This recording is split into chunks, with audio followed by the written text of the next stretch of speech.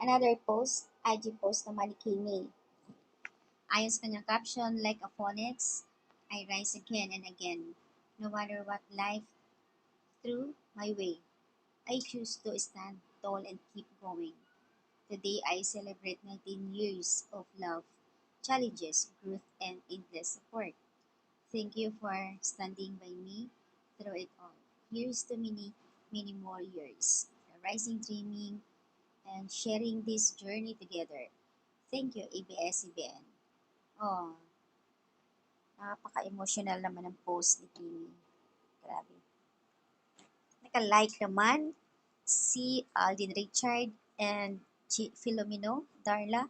At syempre naman, pasikretong pagbati ni Paolo Avellino kay Kimi. Congrats and happy anniversary, Kencho.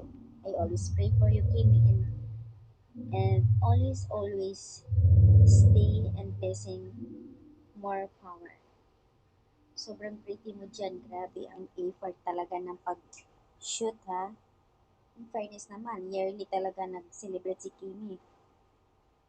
Yung akala mo napakabongga talaga ng kanyang preparation, ha. Happy 19th anniversary to our queen.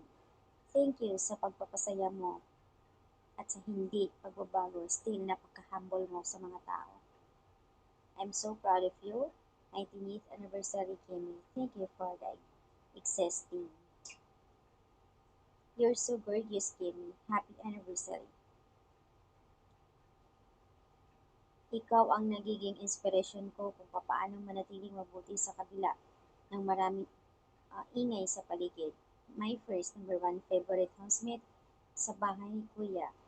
Magkaedad tayo. Batang 90s. God bless. Oh.